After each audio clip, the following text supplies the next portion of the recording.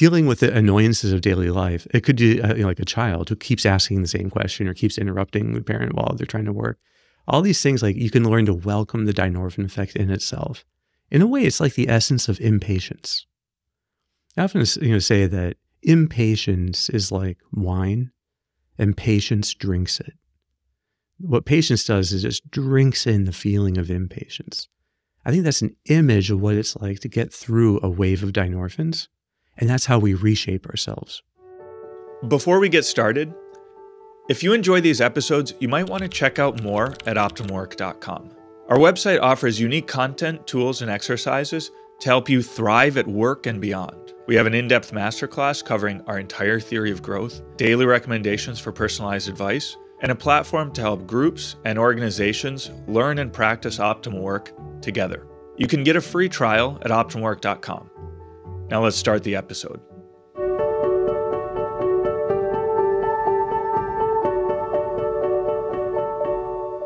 Hey, this is Sharif, here with another episode of the Optimal Work podcast, joined by Dr. Kevin Majors. Kevin, good to be back here with you again. Hey, Sharif, thanks for having me back. Yeah, of course. Well, Kevin, last week we talked a little bit, you introduced maybe for the first time on the podcast, the Dynorphin effect or Dynorphins. And, I just think is very interesting. And one popular figure now is Wim Hof in popular culture, who's known for his astounding feats. And I think we've mentioned him before, and probably many of our listeners know about him. But I thought, this episode we could dive into Dynorphins and what they mean and how to utilize them and so forth. Yeah, that sounds great. I'll preface this just by saying it is a very complex topic. So what I'm trying to do, as we get into things, I'll try to keep things like very simple. But once you get into the weeds, oh man, it isn't. You just go down and down and down. It's trying to understand. There's 6 types of dynorphins, and they join with other opioids, and so it gets really complicated. But in general, dynorphins can be thought of as the opposite of endorphins. So drugs like normal opioids that people think of, like painkillers, but also heroin, they stimulate 2 types of opioid receptors, mu and delta. But there's this opposite kind of opioid receptor that they don't touch. That is the one for dynorphins. So it's called kappa. So dynorphins seem to basically kappa does the opposite of the other kinds of opioid receptors. That's why you can think of dynorphins as just having the opposite effect of endorphins. Endorphins make you feel great and motivated. Dynorphins make you feel bad. You get dysphoria. It's called anhedonia, where you're just not enjoying anything. You feel unmotivated. You feel tired. You feel anxious. So dynorphins are really aversive. What's interesting about them is they just seem to be the key ingredient in everything that we experience as difficult or aversive. So that difficult feeling or the intolerable feeling that challenges can sometimes have may be entirely due to dynorphins.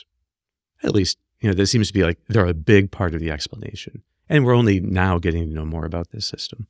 Okay, 2 quick clarifying questions to get a little bit of the kind of scientific context here.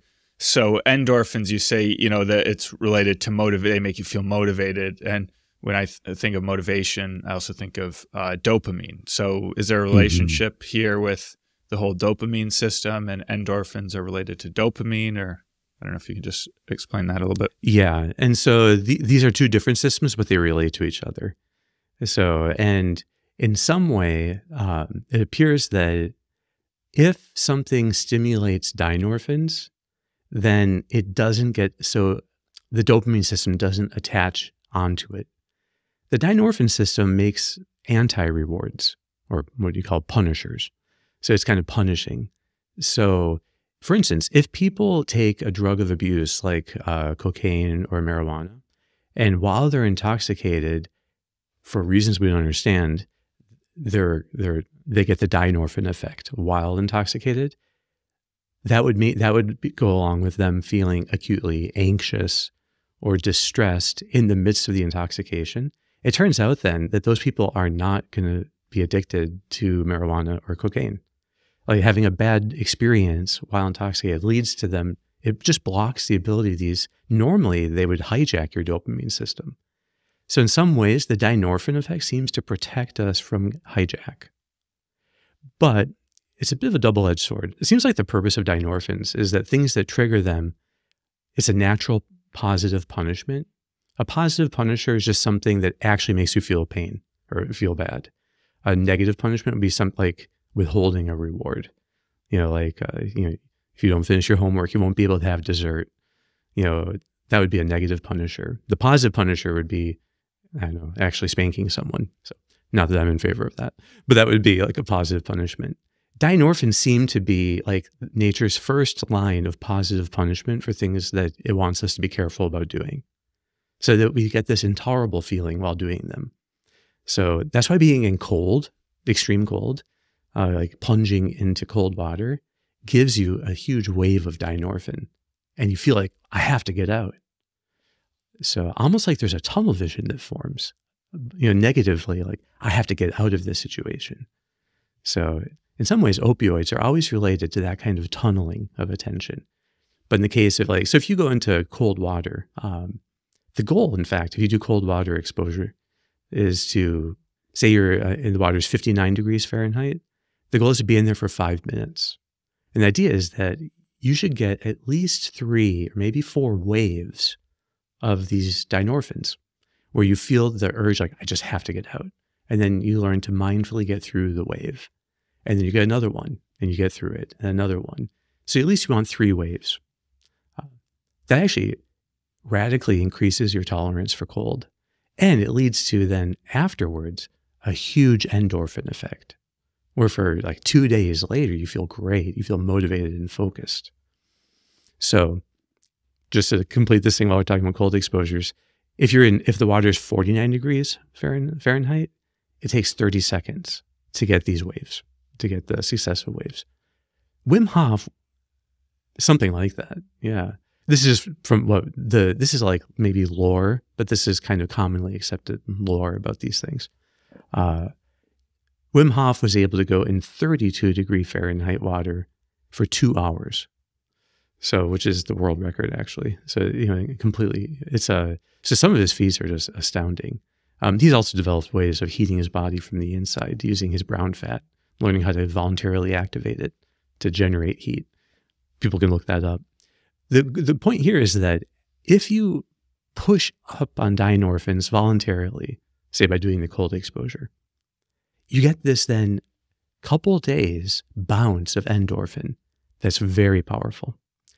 But with the drug of abuse, say if people take cocaine, they're pushing up deliberately on the endorphin system, and then they get 3 to up to 7 days of dynorphin. So again, that should be nature telling them, don't do this again. Like, oh, I did it. It felt great at the time, but then it felt really bad for a long time. But what happens if people get the wrong lesson? And while they're feeling down, like in the depths of the dynorphin effect, they use the drug again. Well, this is what creates a vicious cycle then of addiction. So that then, yes, they do feel momentarily better, not as good as the first time, but then they get an even deeper dynorphin wave. So technically, we would say dynorphins then can go from being a positive punisher, which they should have learned the lesson, to being a negative reinforcer. Now people do the drug just to make the craving, the feeling bad, just to make that stop. So eventually, in the midst of addiction, people never even get into positive territory with their mood. It's just less bad while they're using the drug. So that's the real end of the vicious cycle. They get more and more stuck in the dynorphin effect. Before we continue, a brief message. If you're benefiting from these discussions, please take a moment to hit like and subscribe. Doing so helps us to reach more people. So you're not just learning, you're also helping others to discover a path of growth and flourishing. Thanks for your support. So it seems like, you mentioned cocaine, but there are also examples from everyday life, right? Of putting off a task that makes that you don't want to engage it. You get dynorphins when you start working on. or at least you get stressed. So then my question is, are all of these vicious cycles of everyday life of procrastination, anxiety, and so is challenge avoidance going to involve dynorphins, or are there different things at play in the different types of situations? Yeah. So yeah, that's a very good point. When people are, the relief people get, say when they avoid something they're scared of, say you were scheduled to give a talk and you were just so scared about giving it, and then it's canceled. And you get a wave of relief. Okay, that's actually an endorphin effect. So you can tell that this system is involved there. So what happens with like the positive reinforcing aspect of relief, is likely all mediated by endorphin, and the intolerable feeling of the thing hanging over you, that's the dynorphin effect. And so ordinarily, everything that's aversive to us, to the degree that it's feeling aversive right now, it's because dynorphins are present. So this doesn't just happen in extremes of substances and behaviors. I think this is, at least this is what the research is all suggesting, this is really integral to understanding how reinforcement works. So yeah, with any challenge, and engaging any challenge is going to be pushing up on the dynorphins and leading to this kind of virtuous cycle of becoming better able to handle dynorphins. Yeah. And now this is of course seen in more perhaps clearly in things like the effect of sauna, on this system. So being in a sauna, you get the same dynorphin effect, and you get these waves of like, I have to get out, and as you acclimate your body, you want to be able to go like 20 minutes in the sauna. Fasting is like this. Fasting clearly has this dynorphin effect. So, and as people learn to welcome the waves of the dynorphins, what they end up getting, even when they're, say, doing a long-term fast, after the day 3 or 4, after day 3 usually, in a long fast, people often, their mood just goes really high and they just feel great. They can kind of get euphoric. So it seems like they got through the dynorphin waves and now they're getting the compensating endorphin wave. So dynorphins, like they're involved in anything that is kind of what we say is mortifying. Like it's the essence of what makes something mortifying or aversive.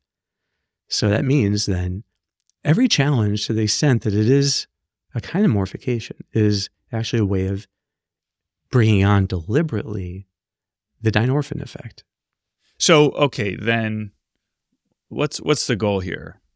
Because it seems like you're talking about, creating or generating a virtuous cycle of bringing on dynorphins, pushing up on dynorphins, being able to handle, I don't know if the dynorphin load increases or something like that, but so then you just get more and more resistant or able to tolerate or engage dynorphins. And then, so is the goal to just like kind of be able to do that with greater challenges and like, Wim Hof? That would be a certain approach. I would call that a bronze approach, technically, but that would be challenge for challenge's sake. Like I am just going to get myself tougher.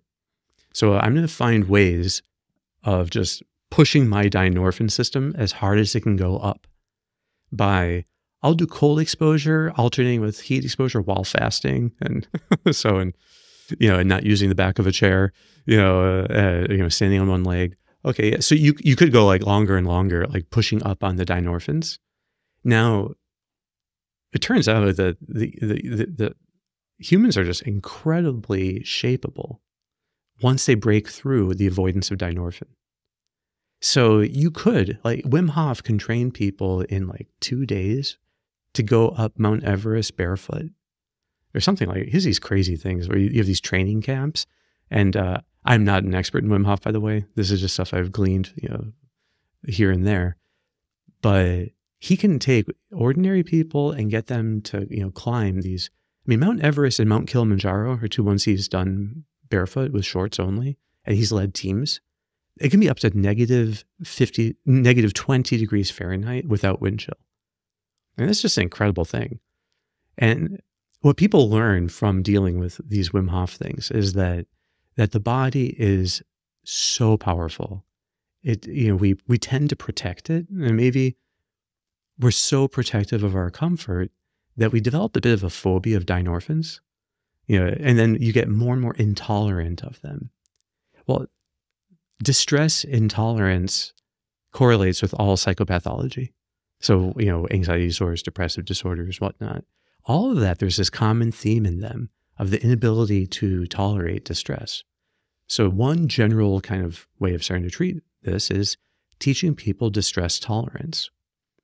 Now that we know more about dynorphins, and like when the original distress tolerance framework was developed, that was like before we really knew much about the system at all.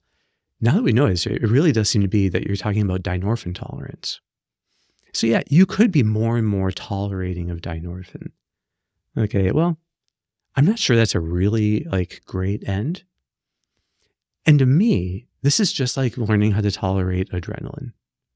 Okay, so with adrenaline, it's one thing to tolerate its presence. Like when you're doing some exposure exercises for anxiety, you're afraid of heights, you go to a very high balcony, you learn to tolerate that adrenaline that comes.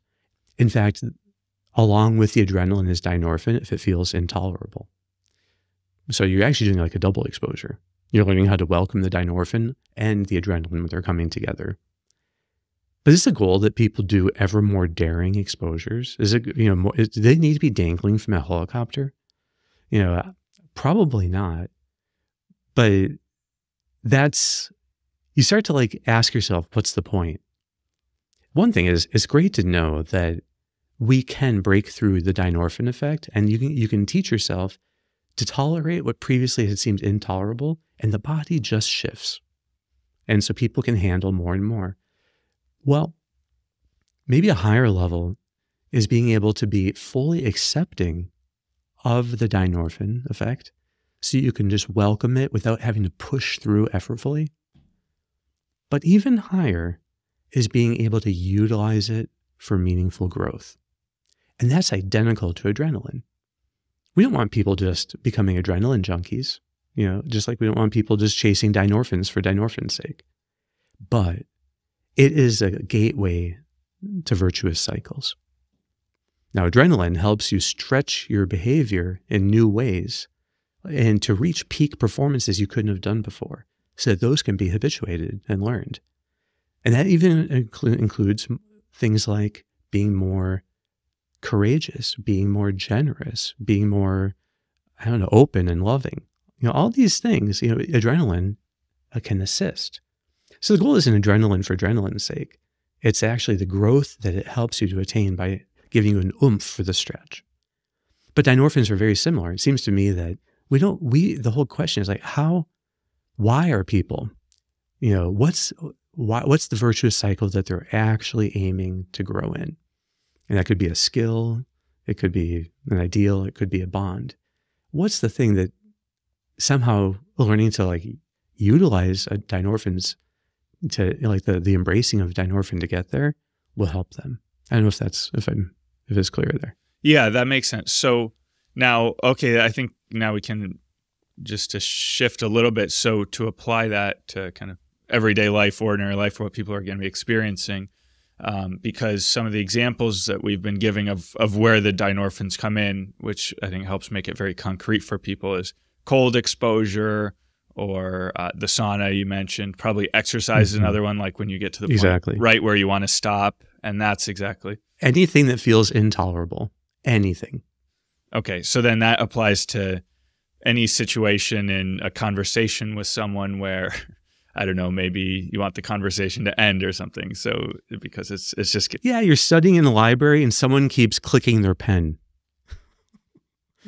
Little things like that. Things that annoy us to the point when it feels intolerable, that's okay, that would be what you'd be going for. So if you were trying to study in the library and someone keeps clicking their pen, you could learn to get through waves of dynorphins. So to be embracing it just the same way. Okay, so, well, that's great. Next time I'm in the library and I hear someone clicking my pen, clicking their pen, I'll remind myself of that. So anyone annoys you can give you a chance to say, hey, this is a perfect, safe dynorphin workout. There's no chance, like with Wim Hof, his optical nerves actually froze once and he went blind. while swimming under an iceberg. So that was extremely dangerous. Well, dealing with the annoyances of daily life, it could be like a child who keeps asking the same question or keeps interrupting the parent while they're trying to work. All these things, like you can learn to welcome the Dynorphin effect in itself. In a way, it's like the essence of impatience.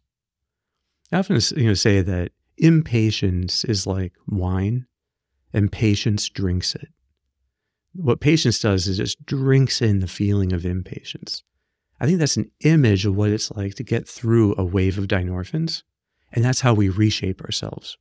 Okay, yeah, and maybe I'd just like to also get your thoughts about this in the context of bonds with other people and relationships. So it seems like Dynorphins are essential to be kind of patience, to being able to sacrifice or to engage some kind of difficulty, and sacrifice is kind of an essential component of really loving other people, that you have to be able to undergo difficulty and sacrifice for their good. So is that, can you explore that connection a little bit? Or yeah, if you think of the most powerful ideals that actually make us bondable, one of them is clearly humility. And humility allows us to be kind of vulnerable enough and open enough, and then self-forgetting enough to form real bonds with others. So humility, I think, is the quality that most makes us vulnerable. Well, the pain that has to be welcomed in humility is the pain of shame. That there's a fear of somehow not looking good in the eyes of others, or maybe of not being reciprocated, or there's something there that we'd be disgraced in the eyes of others that we could be afraid of. That's what shame is that fear of disgrace in the eyes of others. Well, that's what keeps people, if they're not able to welcome that discomfort, if they find it intolerable, then they become kind of like, they put themselves into a fortress or a tower. They don't let themselves be open enough to other people to actually bond with them. And so maybe there's just this facade that they keep up to keep up the appearances. And that facade ends up being something that no one can break through to actually bond with them. But that's all shame avoidance. Humility is dropping facades to let people see us as we really are, warts and all, as whatever it might be, and then actually have the possibility of really bonding. So I think that's like Dynorphins are really clearly involved in all of that, the intolerable aspect of shame. Similarly, I think just with putting the needs of others ahead of our own, being generous, generosity always means that we are prioritizing the other person and their good. And that means letting go of the prioritization of our own good. Not completely. I mean, it's not like, not that we lose ourselves, but in small ways at least. We learn to be giving and generous and to let go of little attachments for the sake of making others kind of more pleased. So I think even there's, this idea of be generous until it hurts. I think Mother Teresa would say that. Well, the hurt is the Dynorphins. And so the limit on how much you grow in generosity is how willing are you to welcome Dynorphins in that domain, in that area. So in some ways, there's always going to be, if we're going to build up a virtuous cycle, the virtuous cycle will give us greater mastery and meaning and enjoyment. So that means that there is an endorphin effect that's built into every virtuous cycle. That means then we can just bet that you have to pay the price up front. Embrace the Dynorphin effect. Embrace the discomfort so that you can engage in the behavior that will gradually then build and build in meaning and mastery and in actual enjoyment. Mm-hmm. Okay, Kevin, I have one last question for you. I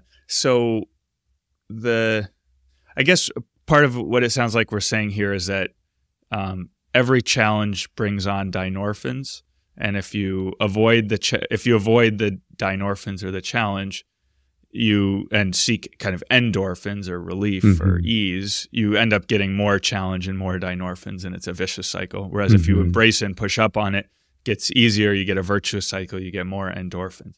So this sounds like something that you've been talking about for like 15 years in terms of challenge avoidance, challenge engagement, vicious cycles, virtuous cycles and stuff. So, but whereas the discovery of Dynorphins is relatively recent. So what has this specific lens of dynorphin, as opposed to just thinking about it at the level of psychology and challenge, kind of added to your understanding? And, what does it give any more kind of practical guidance for us as we do engage these challenges, as we strive to live our ideals? Yeah, it's a great question. And in some way, knowing what is happening inside of us teaches us cause and effect, and that is a kind of wisdom. Wisdom is always trying to get to the causes of things. And the more language we have to describe causes, the better. And this is a kind of material cause. So it's a part of understanding our own subjectivity and what we experience and putting words to it. So I think that without the word dynorphin, you might not have a way to describe the waves you have of intolerability that come over you as you're trying to do something virtuous. And that there might be a few waves that you have to get through. So just this idea of that there's a wave, I think it's great to have this concept that could be due to the dynorphin system kicking in, making sure you know what you're doing, but that also is a predictor then that there's a virtuous cycle on the other side. So it doesn't tell us that virtuous cycle is something meaningful in itself that we want to go for, because you could acclimate yourself to all sorts of uncomfortable things, and it may not serve anything. But if it clearly does, if it's clearly linked to, say, a bond, well, then I think it just makes it that much more welcomable. So you're able to say, okay, this is great, bring it on, the more the better. It also tells us that, something about the benefit, perhaps, of maintaining a kind of dynorphin tone, that there's always a little bit of an element of challenge going on, that could actually be protective against all vicious cycles. So you're going to be much less likely to flee things you shouldn't flee, or to approach things you shouldn't approach, while you have this force field around you of, a moderate amount of the dynorphin effect. So I think just a moderate amount is enough to change how rewarding your rewards are, and then allows you to more freely choose them. This is why perhaps there has been research that I heard Rhonda Patrick cite this. I haven't been able to find it, but she cites research about sauna use being a treatment for alcoholism. That when people learn in the sauna to get through these waves, and she talks about dynorphins, and that's actually where I first learned about it, to get through these waves of dynorphins, that seems to be teaching people who struggle with alcohol how to get through waves of craving. Because what makes the wave of craving intolerable is this dynorphin effect. It's also why traditionally fasting has been seen as a way of breaking all bad habits, no matter what the bad habit is. But this is telling us that maybe this is the mechanism, that it's in fact, once you start to feel this dynorphin effect and see it as a good sign, this is the key to shaping yourself. Then you can learn to welcome it. But I think the whole value of it just determines on what is the end you're actually seeking. The higher the end that you're seeking, the more worthwhile it is to pursue dynorphins if they're on that path. Wonderful, Kevin. Okay, you've answered all my questions on this topic. Well, thank you for your questions, Sri. These are, as always, great questions. Awesome. Good, Kevin. Well, thanks so much for all your answers. Till next time. All right. We'll be back next week. Thanks for tuning in to today's episode. If you enjoyed our conversation and you're looking for more in-depth guidance, check out OptimalWork.com, our unique platform that delivers content, tools, and exercises to help you thrive at work and beyond.